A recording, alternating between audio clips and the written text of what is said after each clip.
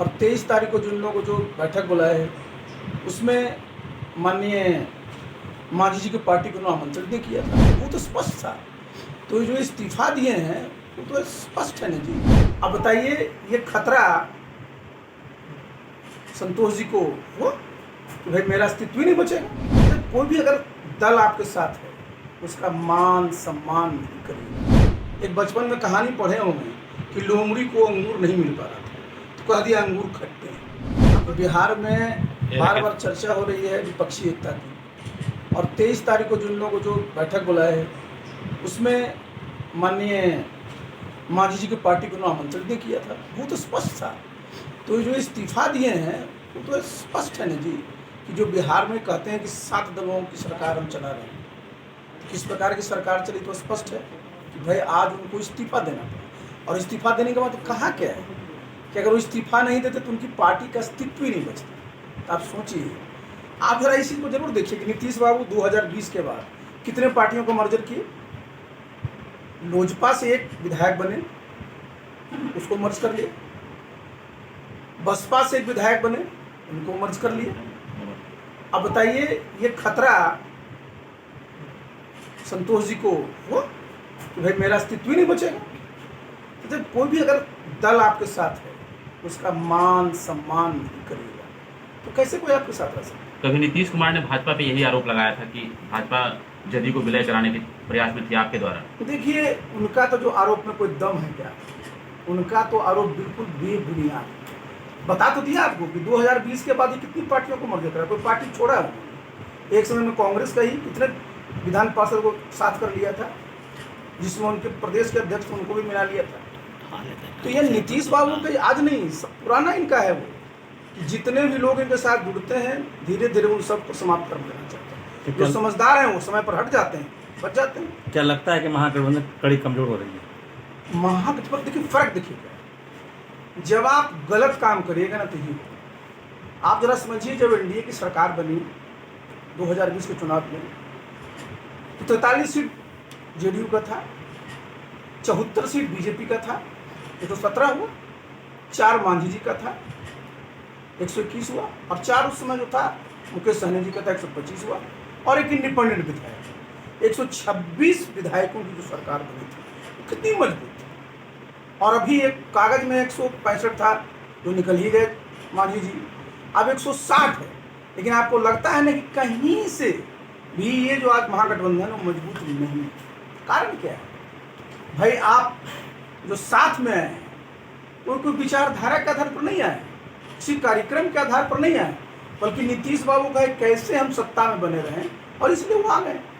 और इसलिए कब किसको कौन धोखा दे देगा कहना मुश्किल। क्या लगता है कि मांझी जी जाएंगे बीजेपी में? ये मैं कैसे कर सकता हूँ। तो मांझी जी अपना एक वही सुलझे हुए नेता हैं, 43 वर्षों का उनका अनुभव, तो भी अपना जो उनके समर्थक हैं, उनके लोग हैं, उनसे विचार विमर्श करके जो उनके हित में अच्छा होगा करे। 30 को पार्टी वहाँ बैठक है सर महागठबंधन की, और बड़े बड़े राष्ट्रीय तो एक दिन और भी कहा था कि आखिर जो इस प्रकार का जो आयोजन कर रहे हैं उसके पीछे मंशा क्या है। आप जरा समझ लीजिए कि बिहार में ही 7 में से को तो आप साथ में जब पाए, और देश भर के जितने नेता हैं पहले तय होगा ना कि नेतृत्व कौन करेगा। और जितने लोग हैं सब में आपस में बहुत बड़ा कॉन्ट्रडिक्शन है। आप जरा समझ लीजिए आम आदमी पार्टी है कांग्रेस से कॉन्ट्रडिक्शन, आप उत्तर प्रदेश में चले जाइए तो वहाँ कांग्रेस से समाजवादी का कॉन्ट्रडिक्शन, आप बंगाल में चले जाइए तृणमूल का कांग्रेस से कॉन्ट्रडिक्शन, आप अगर आंध्र प्रदेश में चले जाइए तो वहाँ केसीआर का कांग्रेस से कॉन्ट्रडिक्शन। तो इतने कॉन्ट्रडिक्शन है कौन दूर करेगा। और ये जिम्मा, और जरा समझ लीजिए क्या कह रहे हैं जेडीयू के लोग कि हमारे नेता प्रधानमंत्री की रेस में गए। एक बचपन में कहानी पढ़े होंगे कि लोमड़ी को अंगूर नहीं मिल पा रहा था तो कह दिया अंगूर खट्टे हैं। अब बताइए जब आपके नेता प्रधानमंत्री के उम्मीदवार है ही नहीं तो बिहार की जनता ने जो इतनी बड़ी जिम्मेवारी आपको दी थी कि आप एनडीए में रह करके बिहार का कल्याण करिए, बिहार को आगे बढ़ाइए, आप छोड़े क्यों? आप इसलिए छोड़े ना कि एक रास्ता आपको दिख रहा है कि महागठबंधन में जाकर के प्रधानमंत्री की रेस में। जब आप हैं ही नहीं तो किस बात के लिए लोगों को बुला रहे हैं, और कौन सी चैरिटी कर रहे हैं जी। ये जो सबको इकट्ठा करने की बात है तो किसने मैंडेट दिया? ये आप जरा समझिए कि बिहार के सामने कितनी बड़ी समस्याएं हैं, कितना चैलेंज है, उस पर तो आपका कोई ध्यान नहीं। आप ध्यान कहाँ दे रहे हैं क्यों दे रहे हैं? क्योंकि आप जो बेसिक मुद्दे हैं बिहार के, उससे लोगों का ध्यान बटाना चाहते हैं कि भाई इतनी जो बेरोजगारी की समस्या है, यहाँ पर इतना अभी कुछ महीने के बाद जब बाढ़ आएगी तो उसकी समस्या है, उसका कुछ परमानेंट इलाज तो किया नहीं। आज आपको मैं बार बार बोल रहा हूँ कि पूरा देश जी जब 1991 के बाद से जब यहाँ की इकोनॉमी खोली गई, सब जगह प्राइवेट इन्वेस्टमेंट आ गया, बिहार में काहे नहीं आता है? क्योंकि आज भी यहाँ उद्योग लगाना सबसे कठिन काम है।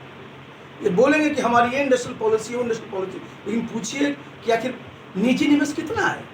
आपको तो मीट करना चाहिए था कि कैसे बिहार में मक्का का इतना बड़ा इलाका है, भारत सरकार ने जो इथेनॉल का टारगेट है वो 34 करोड़ लीटर तक कर दिया, आगे और कैसे इस पर हो, उस पर कभी हुआ? एक भी बता दीजिए। कोई बैठक ये करते हैं, 5 साल में एक बैठक क्या करेंगे? कृषि रोड मैप पर, उस पर भूला जाता है। आप बताइए, 14 घंटे की मीटिंग करके समझिएगा कृषि समस्या का समाधान हो गया, किसानों की समस्या का समाधान हो गया। अब आप देखिए खरीफ की बुआई शुरू होगी, जो बीज का वितरण करने के लिए आप बता रहे हैं इतना बीज हम बांटेंगे, समय पर मिलता है बीज? हमने तो कई बार मांग किया था कि आजकल जो डायरेक्ट बेनिफिट ट्रांसफर का मामला होता है, बीज का पैसा भी किसानों को सीधे उनका खाते में दे दीजिए, अपनी इच्छा से खरीद लेंगे। लेकिन यहाँ जो वो मुख्य मुद्दा रहेगा था, मुद्दा क्या है कि कैसे जो आज बिहार में इतनी बड़ी सब समस्याएं हैं, उससे जनता का ध्यान लेकर दूसरी तरफ जाए। आप पार्टी में भी खुद देख लीजिए और महागठबंधन में तो आपने देखा ही क्या हाल है। सर चर्चा है कि बायोम जो है मेडिकल प्रिपरेशन का एकमात्र संस्थान, जहां है complete digital classrooms, video lectures, student tracking system, library facility and 100% result oriented rankers batch. Biome, Hinoo एवं नगरा टोली, रांची।